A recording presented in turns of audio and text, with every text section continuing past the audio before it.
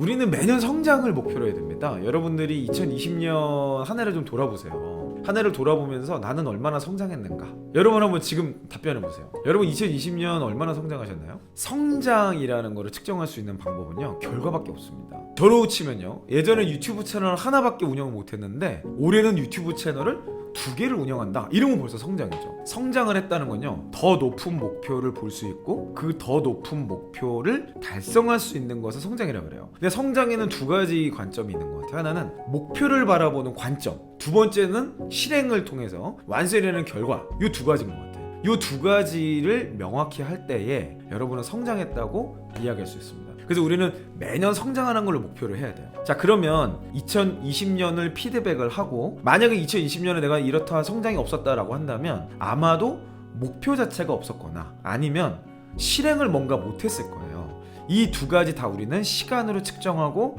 시간으로 관리를 해야만 합니다. 오늘 이제 그 피드백 방법에 대해서 이야기를 하는 거예요. 그래서 이것의 피드백의 핵심이 되는 내용을 이제 하나 좀 설명을 드리자면 AAR이라는 After Action Review라는 도구를 개념을 여러분께 좀 설명을 드려야 될 것 같아요. 자, 이게 어디서 나온 거냐면 미 육군에서 나온 방식입니다. 지금 전 세계적으로 가장 강력한 군대가 어딘가요? 미국이죠. 이 군대를 육성하는 핵심 방법이 AAR이에요.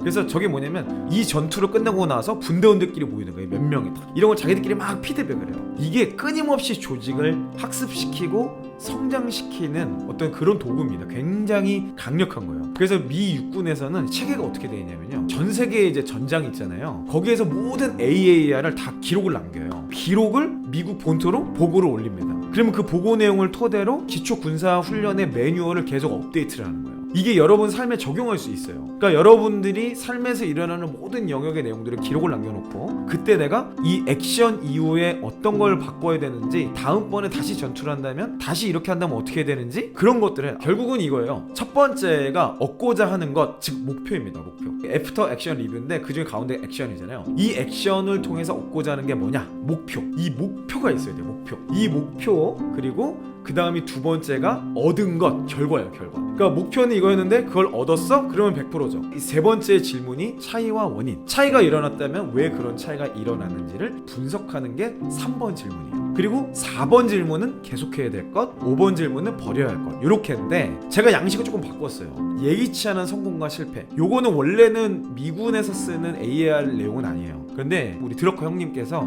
예기치 않은 성공에서 항상 혁신이 일어난다. 그래서 그거를 절대 놓치지 마라 라는 이야기를 제가 너무 인사이트 있게 들어서 예기치 않은 성공과 실패를 추가하고 계속해야 할 것과 버려야 할 것을 통합을 해서 5가지로 다시 정리를 했습니다. 그래서 1번은 목표, 얻고자 한 것, 2번이 결과 얻은 것, 3번이 차이와 원인 분석이죠. 4번째가 예기치 않은 성공과 실패, 5번째가 계속해야 될 것과 버려야 할 것입니다. 그런데 이 차이와 원인에 대한 분석이 핵심이에요. 그 내용이 뭐냐면 여러분들이 목표를 달성했어. 그럼 뭐가 차이와 원인일까요? 내가 이 목표를 100% 달성했어. 그럼 뭘 분석해야 돼? 여러분은 어떻게 피드백을 할 거예요? 어떻게 그걸 달성했는지, 나만의 성공 노하우, 이 방법이 원리가 뭐였는지를 뽑아야 되는 거예요. 그래서 잘하는 거는 잘하는 대로 발전시키고, 달성을 못했다면, 만약에 여러분들이 매번 목표를 달성하면 그건 뭡니까? 목표의 수준이 너무 낮은 거예요. 대부분은 목표를 계속 올려야 돼. 그래서 보통은 차이가 있고 그 차이와 원인을 분석해서 다음엔 달성을 시키는 거예요. 이게 여러분 삶에서 계속 반복될 때 여러분은 끊임없이 성장할 수 있는 거죠. 근데 모든 삶에 있어서 내가 목표를 정할 수는 없잖아요. 그래서 우리는 일단 시간에서부터 시작을 하는 거예요. 어떻게 하면 이 시간을 좀 더 많이 쓸 수 있을 거냐, 어떻게 하면 지적인 시간을 더 늘릴 수 있을 거냐, 어떻게 하면 신체적인 시간을 늘려 더 건강해질 수 있을 거냐, 이런 것들을 우리가 계속해서 관리하는 게 시간 관리의 목적입니다. 이 AAL이라는 걸 여러분 회사 업무, 또 여러분의 오늘 하루, 이번 주간, 또 시간 관리 이런 쪽으로 하다 보면 여러분들은 계속 성장하게 돼요. 어느 순간인가 여러분들은 그냥 스스로 관점이 높아져. 스스로. 그러니까 저는 이게 벌써 10몇 년을 이렇게 하다 보니까 이제는요 계속 목표를 높여요. 계속. 이번 주간에 목표가 달성이 되잖아요. 그러면 완전 옛날 거야. 옛날 거. 이제 바로 2배 성장, 3배 성장 이렇게 막 쭉쭉쭉쭉 올라가는 거예요. 내가 저 2배, 3배를 성장시키기 위해서는요 기존의 방법으로는 안 돼. 그냥 완전히 새로운 방법을 고안해야 되는. 그러니까 엄청나게 고민을 하게 되고 엄청나게 생각을 하고 조사를 하게 되는 거죠. 그 과정에서요 사람이 젊어지는 거예요. 이 고민을 안 하잖아요. 성장에 대한 고민을 안 하면 제가 지난번에 얘기했지만 그때부터 늙는 거예요. 더 이상 성장하고 싶지 않은 거야.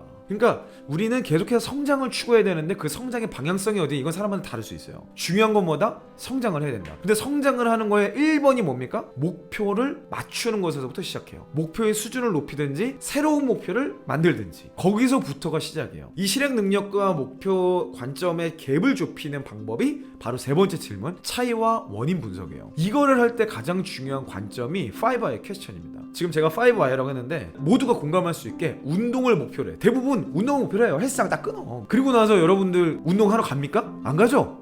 안 가고 나서 피드백 하라 그러면 어떻게 해요? 많은 분들이 딱 저 맨 위에 깔때기 맨 위에 정도만 생각해. 퇴근하고 운동을 못 갔다. 그러고 나서 다음 달 목표를 어떻게 잡습니까? 퇴근하고 운동하러 가야지. 이렇게 얘기를 한다고.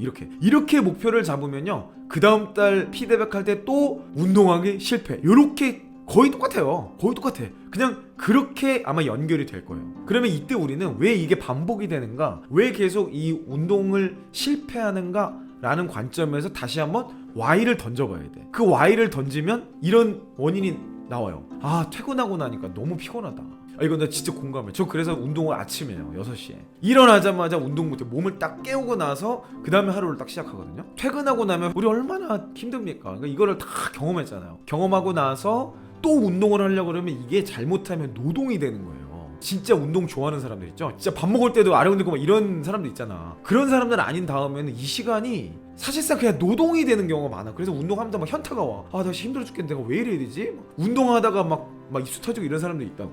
퇴근하고 나면 너무 피곤해. 왜 이렇게 퇴근하고 힘든가? 이렇게 봤더니 회사 일로 에너지가 고갈되는 3스텝으로 들어간 거죠. 회사에서 너무 에너지를 많이 쓰는 거야. 그래서 왜 그런가? 봤더니 에너지를 회복할 틈이 없어. 여러분 회사 생활하는 목요일쯤 되면 완전히 지금 막 뻗어버리잖아요. 그게 왜 그래? 지금 뭔가 자기 관리가 안 되고 있다는 뜻이야.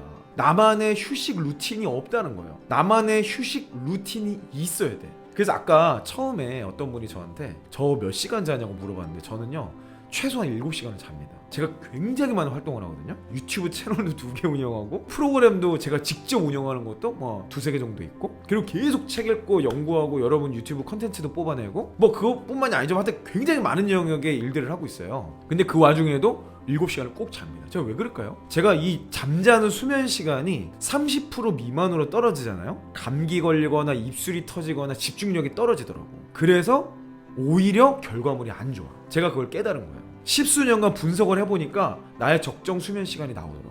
그래서 제가 31%가 가장 제 삶의 루틴이고 가장 제 삶이 최고의 컨디션을 유지한다. 만약 이거 밑으로 딱 내려가는 순간 일하다가 점심 먹고 커피를 마시면서 졸아.